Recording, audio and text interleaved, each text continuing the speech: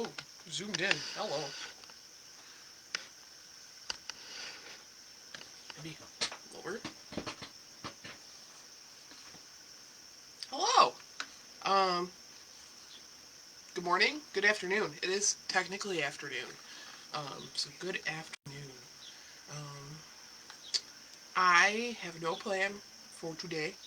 I just know that I need to break out this Urban Tarot deck.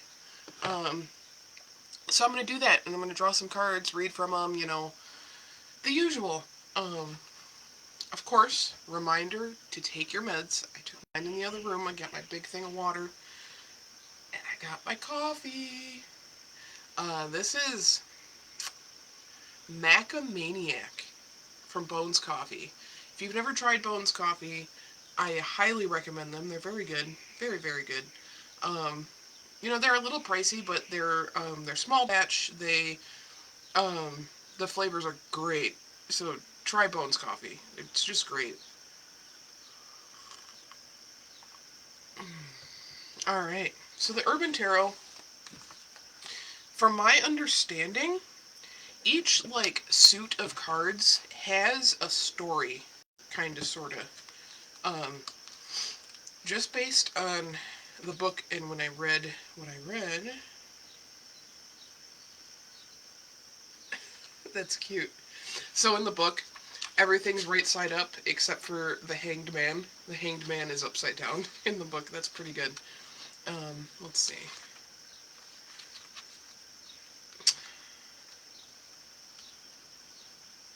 Okay. Well, there's this thing in the in here, and I'm gonna read this.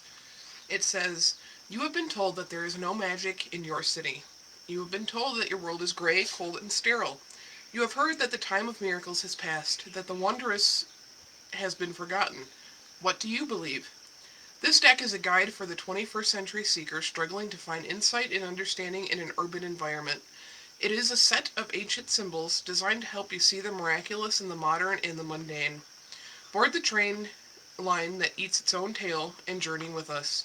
Feel the power pulsing below the pavement. Move to the music of traffic and breathe in the smells of smoke and sweat, of hot pizza and the impossible. Within these cards, you will find the familiar and the fantastic sharing a four-story walk-up apartment where the avenues of dream and reality cross. All aboard. Cool. And I believe, like, every card is a different artist. So that's really cool, too. You know, I love that. Let's go for it. I'm going to do an 8-card spread to talk with the deck and get to know this deck and how it's going to treat me, you know?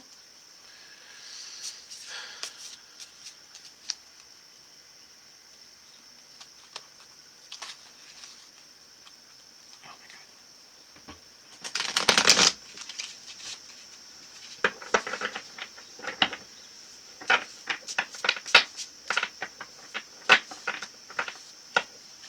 Okay. Let's move this. Give me some room. And let's start.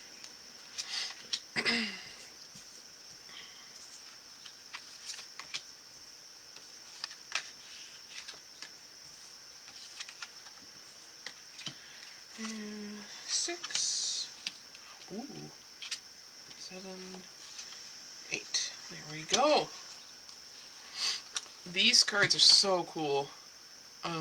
Kim, the great suggestion, or thank you for using this deck so I could learn. Because this is art is really cool. So let's get with the first one. This is Abundance. There we go. That's cool. So there's 3 cups. Fitting. They're coming out of a cake, like a party. So let's read.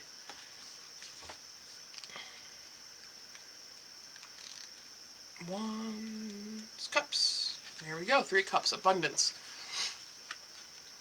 The 3 of Cups is a fairly straightforward card. It speaks to us of the joys of friendship, the emotional rewards of coming together as one. It's such a common and positive idea that expressing it almost feels trite. It was hard to imagine a version of this card that didn't feel a little cliched. I'm sorry I only later realized that the Three of Cups is actually the name of a lovely little Italian restaurant here in the city. If I had known, I might have set this scene there. We will pass through every stage of a relationship as we tell the story of the Suit of Cups. Still early, here in the Three, we have entered what has sometimes been called the honeymoon period. We have found joy and pleasure and fulfillment without limit. Life is a celebration and every song is sung for you. This is the time we wish could last forever, although we know of course it can't. This card represents the feeling of joy that comes from knowing that you are surrounded by those who love you, support you, and want only the best for you. It's an honor. Wait. It's a birthday party on New Year's Eve and a toast in your honor. It's a kiss at midnight while the sky explodes, all for just the three of you. It's an abundance of joy, of love, of camaraderie, and warmth. Thank you to my dear friends Anthony Bamonte and Ian Norwood and my wife Amy for lending their hands to this image. Oh, that's so cute. Yep, there's our wedding ring. That's awesome. Yeah. This deck, like, the author made it so personal, and I absolutely love that. Because in my experience, like, the personal stuff is what makes the magic. That's it. It's all personal stuff. Hold on, I want to get this book. Because this is the book I'm taking the spread from. So I can know which card, means what, or what, Interview your deck. So that one was, what personality does this deck have? A personality of abundance. That's pretty cool.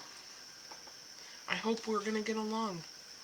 So the second one here, this is the Two of Swords. It is peace. I like this. It's peace, and the swords are like how they would be if they were like mounted on a wall. So like you put your swords up for the fight, it's done, it's over. But let's see, Two of Swords.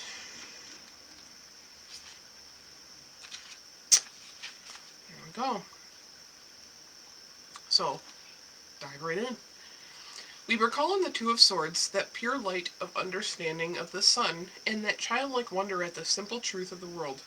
This is the purest and most positive expression of the intellect, uncluttered by confusion and complexity. We have considered the idea that first occurred to us in the Ace, and it now seems so perfectly obvious. It's hard to imagine how we didn't think of it before. We have had a moment of peace to consider, and for this moment it all appears to fall into place. The logic is as clear as a sunny day, all variables balanced in perfect equilibrium. All the same, we sense that this peace is not long-lived. Our idea is untested, and what now seems simple may soon prove more complex than we had imagined. Perhaps we have allowed ourselves to rationalize away small human concerns. Perhaps we have turned a blind eye to the consequences that our idea could lead us to. On this card we see a playground it is a playground. On this card we see a playground protected by a high fence topped with glittering spirals of barbed wire. Beneath the high noonday sun, a pair of seesaws stand perfectly balanced and level. There are no children, none of the complexities of humanity and emotion to confuse the clarity, no noise to break the quiet. Our perfect playground is perfectly empty. It is welcoming only in theory, protected from a harsher reality on all sides. There is safety here, though, and the shadows are small. Wow. That's cool. So now, I didn't even realize it's a playground in the back.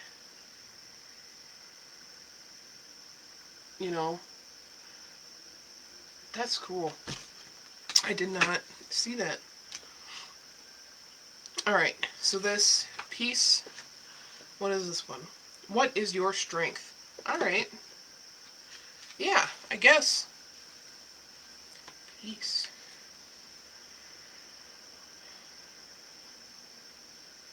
I like this because it's like kind of like it's peaceful now, but you're ready to kind of like go to war if you have to at like any moment. Um, all you gotta do is grab the sword off the wall. Um, that's cool. All right. So this next one is the Four of Swords, I believe. Yes, it's truce. All right. There's four swords pointing to the middle of a bullseye. Maybe focus. There we go. And it looks like, are they like in a... they're like in an auditorium or something, it looks like. Hi, Doyle. Come on my lap if you're going to come up. Come on. There you go. Doyle has joined the party. You want to read about truce, Doyle? Here we see revealed the great power that the rational mind is capable of. An objective viewpoint gives us the ability to see past our differences, to put emotional arguments aside, and to offer tolerance to those who have been our enemies. The Four of Swords brings an end to hostilities. As diplomacy and negotiation replace the chaos of war and distrust, powers are held in perfect balance by the rule of the order, and we are given space to reflect, to move forward. The cautious peace of the Two of Swords has more a ceasefire than a lasting treaty. Here, that same balance has been made more solid, more fully considered. While old grudges have not been eliminated, they have no power here. All sides respect the value of truce. We can lay down our swords for now and rest. The idea that struck us as a moment of inspiration in the Ace has now been fully realized. We have published our findings, confident that our reasoning will stand up to peer review. Opposing concepts have been considered, responded to, and integrated into our argument. We are eager to move forward from here, demonstrating the value of what we have found. This card was intended to represent the General Assembly Hall at the United Nations headquarters here in New York. More accurately, the UN structure stands on a tiny piece of Manhattan real estate along the East River, which, according to its international treaty, is not officially part of the United States. Since it was founded in 1945, the UN has represented the belief that we could prevent another global war by having a forum where all nations could air their grievances. It is a powerful idea, and while many people may argue that the UN's effectiveness, it continues to stand as a reminder of what we can achieve through open and honest communication. I had no idea that the General Assembly Hall was technically not on U.S. soil. No clue. This is awesome. This deck is so cool. I'm learning a lot. So yeah, just so you know, you can have it again. This is the truce card. In an assembly hall, four swords pointing toward the middle of looks like a target. It's cool. Very cool. What is this one supposed to tell me? This is the third one. What is your weakness? Alright. Let's move on. Queen of Swords. The Painter. Getting a lot of swords. Maybe I didn't shuffle good. There's that. So the Painter. Do, do, do, do, do, do, do, do.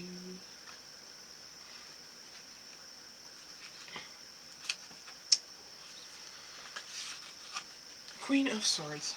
Hi, Loki. Loki's staying down here. Alright. So the Queen of Swords is the Painter. Fitting. Let's see what this card is. It's number 4. How will you help me grow? So this is how the deck is going to help me grow. There exists a certain idealized vision of what it means to be an artist. An artist is supposed to be self-confident and driven by... Okay, Loki. Sorry, he's trying to swat Doyle. Okay. There exists a certain idealized vision of what it means to be an artist. An artist is supposed to be self-confident and driven by a font of pure inspiration from within. Having no concern for the allure of fortune and fame, the artist is driven only by the work. The work is in capital letters.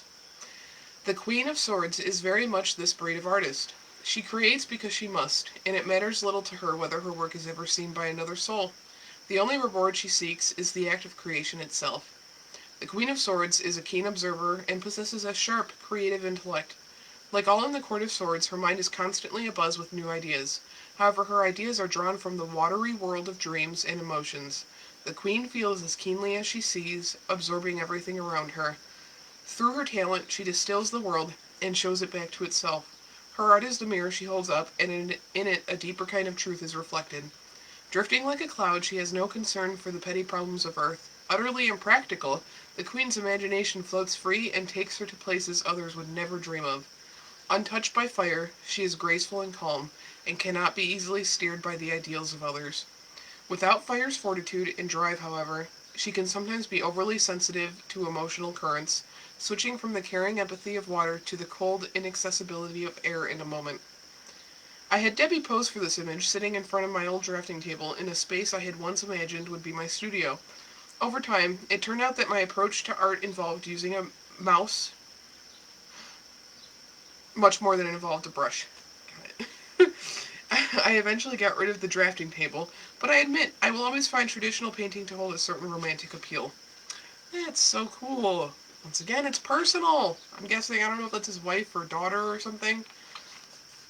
The painter. I love this card. Who would have thought? This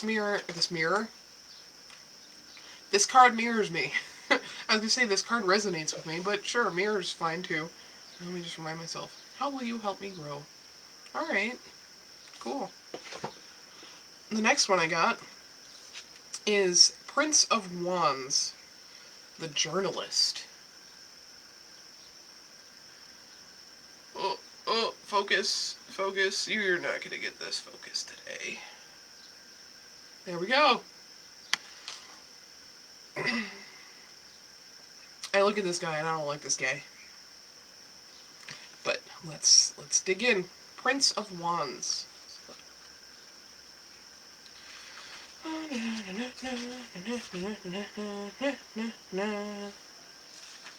There we go. Prince of Wands, and this is when should I call on you for guidance? So when should I call on this deck for guidance? This card speaks of reason and intellect in the context of passion. It's often interpreted as representing a noble trickster or a fiery champion for moral change. The prince uses words as his weapons, satirizing those in power and drawing attention to those who are in need. If he seems to bear a certain resemblance to new satirists like Jon Stewart and those who have followed in his mold since he stepped down, this is not an accident. They walk this weird, brave line between legitimate news anchors and comedians. Every once in a while, they manage to speak more powerfully than either. During the fundraising campaign I ran on Kickstarter, Eben Lowe made a comment online expressing how much he wished he could afford the reward level that would let him be a model for the series. It seems silly to me not include someone who felt so much passion for the deck, and so, in lieu of money, I asked him to help me get the word out and have folks on social media post about the campaign. Eben was happy to put his charisma to work, and so I am happy to include him here as my outspoken and engaging journalist. Now I have to look up Eben Lowe, because I have no idea who that is. I was aiming to create the look of broadcast graphics with the background, with the stars and stripes motif blending into the New York skyline. It's a slightly slicker aesthetic from the tone I normally use, but I think it works here. I overlaid 2 stock illustrations on each other and layered the whole thing with a photo of rain on a window, which makes it feel more physical and less perfect and smooth. Other interesting textures in here, I used a wood cutting board for the hair, aluminum foil for the tie, and a photo of clear shimmering water as the base of the glass desk. Alright.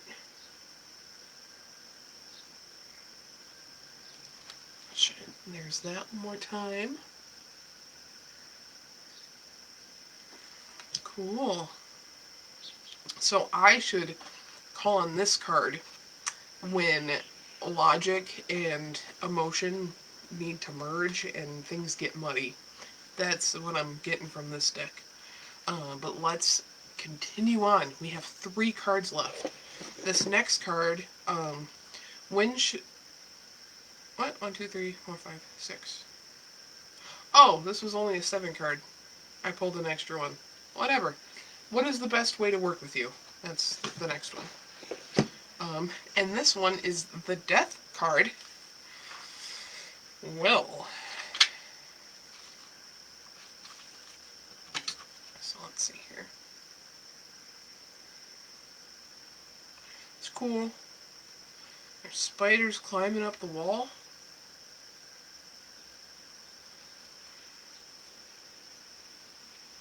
Alright. So there's that. That's the Death card. You can see the doctor, whoever doesn't have a face. Skeleton with the heart coming out of it. Spiders climbing up the wall onto the clock. I bet you the clock is going to be important. Looks like there was some sort of like a... Or maybe...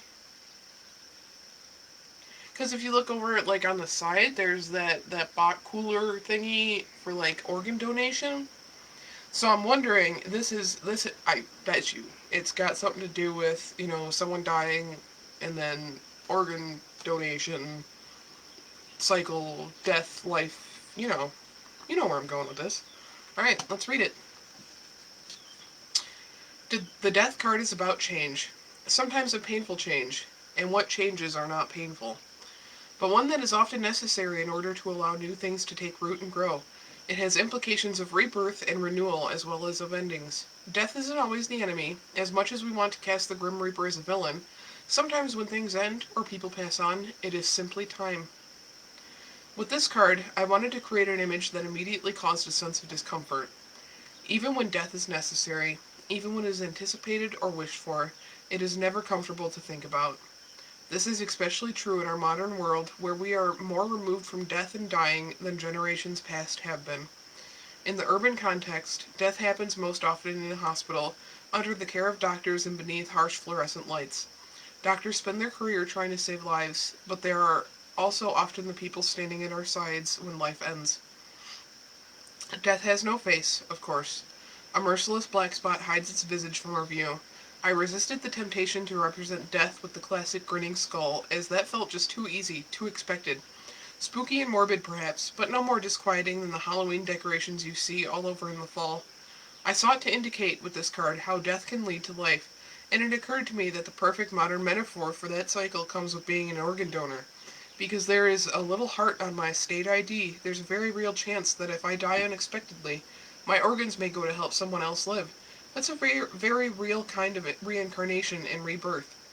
The insects on the wall are dung beetles. They're not spiders, they're dung beetles. Or scarabs, a classic Egyptian symbol of rebirth and immortality. And the scarabs are, of course, crawling to a clock without hands, which should be fairly obvious symbol of endless timelessness. As it says in Ecclesiastes, no one knows when their hour will come. That's cool. This guy, I like this guy who's making these. Best way to work with you. How do I translate that? Just... Okay, well, we're gonna move on. This is the Ace of Discs.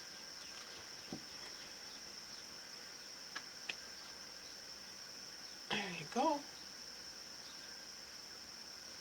Ace of Discs. There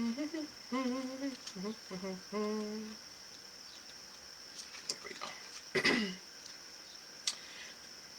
The Tao Te Ching speaks of the 10,000 things, the infinite bountiful variety of what the world has to offer. When we refer to the element of earth, we're talking about more than the ground beneath our feet. The discs talk to us about our bodies, our health, our homes, our labors, and our financial fortunes. The ace is the root of all those 10,000 things, and the very first step of a new project. Before something can be made, first it must be imagined. The journey of the discs might make the most sense if we think about it as the process of opening a new business. On day one, Discs Incorporated has a name. We have decided to begin a new operation, and we will see where it takes us. The central figure on this card is Atlas by Lee Laurie and Rene Paul Chamblin, a well-known sculptor at the entrance of Rockefeller Center. The stone he's stepping onto is representative of the Shirakopak, that's a fun word, boulder, which lies in a quiet area of Inwood Hill Park, far uptown. It is the little-known memorial that purports to mark the place where Peter Minuet purchased the island of Manhattan from the Lenape Indians in 1626. Whether this purchase ever really took place, whether it was on the spot, and whether either party had any legitimate right to make the exchange in the first place, is sort of beside the point. It's a pervasive legend of how this city came to be, and if New York has a cornerstone, I would suggest that it is this rock. The design I've used for the discs in this suit was based on the 5 boroughs token, the last subway token in circulation before the complete switch over to a digital card system in 2003. It's combined with the elemental symbol for Earth, pointing inward. Nice. Cool. Learning stuff. This one is, what will our relationship be like? Interesting. I like this. Well, me and this deck, our relationship, I get a feel it's going to be really, it's going to be grounded, and it's really logical. Um, and I feel like it's going to be like a no-nonsense type of thing.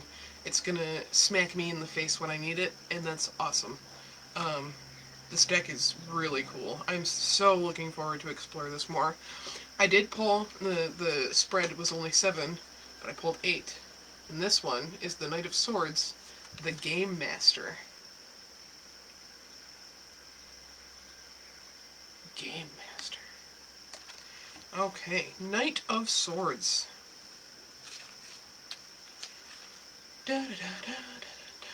Knight of Swords, there we go. You ready, Doyle? You ready to hear it? Be very cautious in challenging the Knight of Swords to a test of wits. While some people retreat from conflict and argument, the Knight relishes it. Every debate, every logical conundrum is an opportunity for him to shine.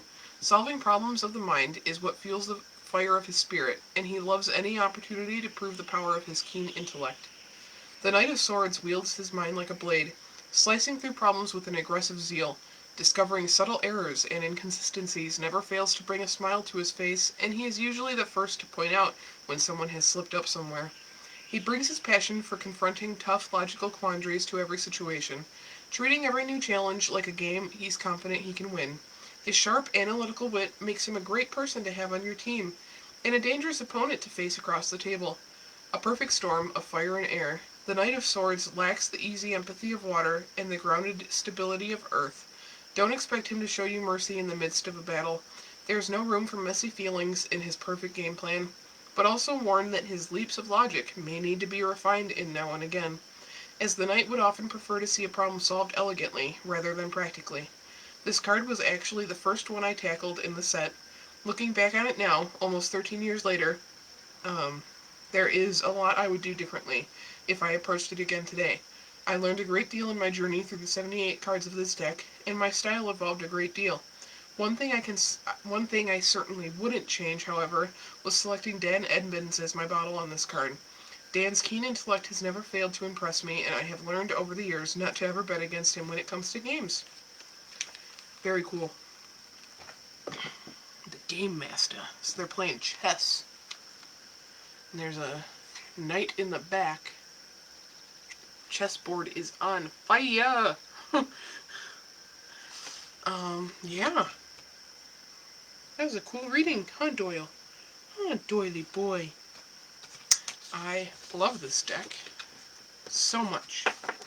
And then a card that I've been wanting to pull, because I haven't done it in a while. Healing Grief. We gotta talk about it. You know, grief is one of those things. It's just there. It's always gonna be there. People come and go. People, die. They are born and die and stuff. So grief is a thing that needs to happen. Let's see. Let's go with this one.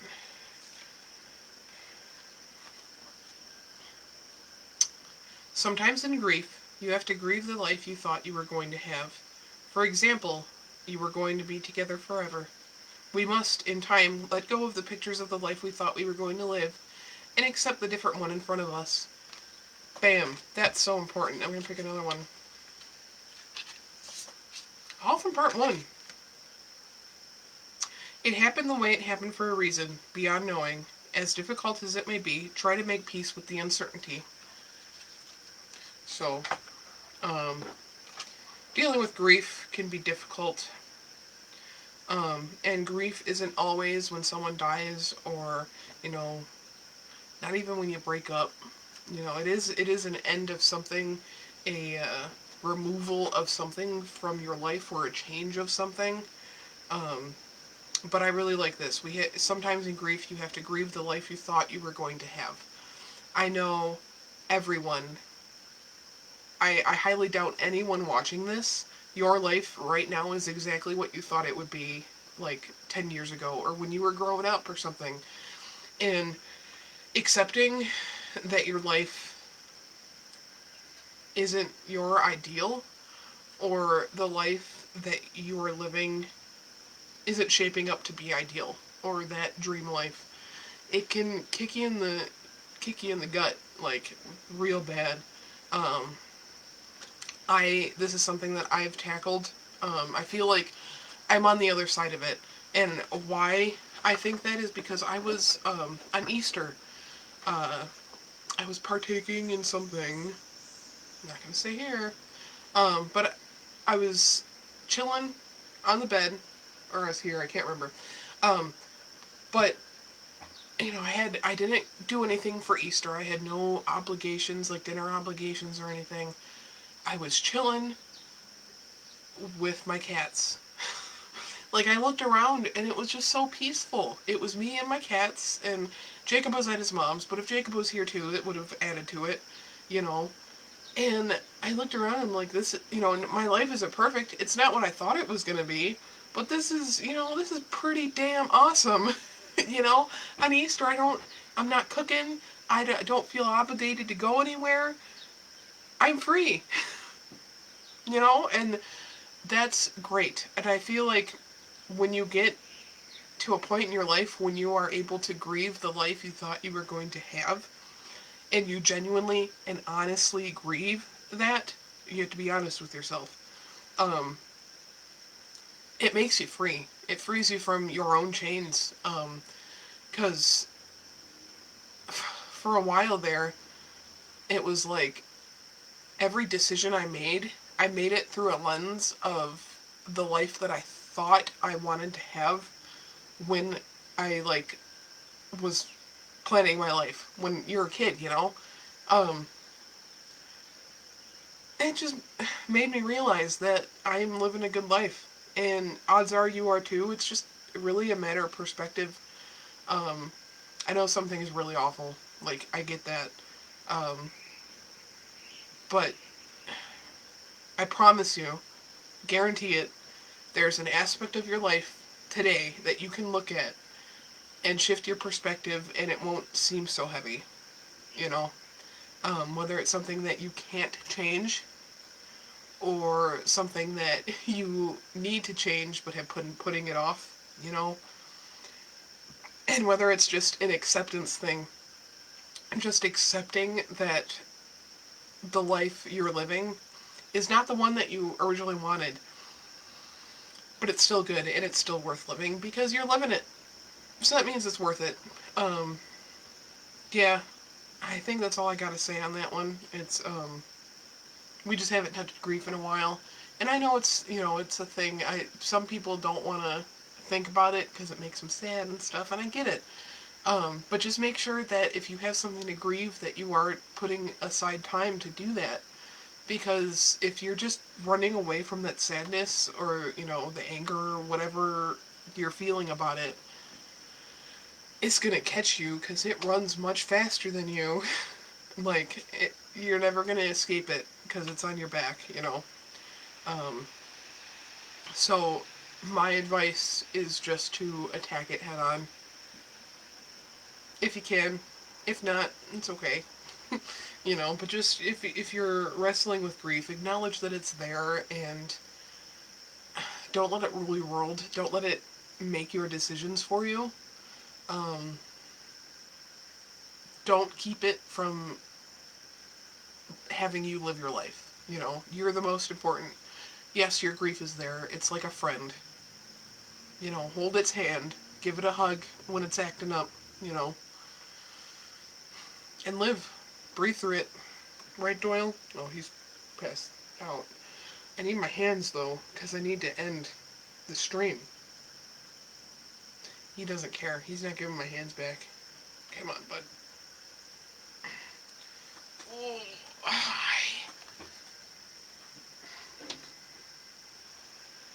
say bye to the people. Bye.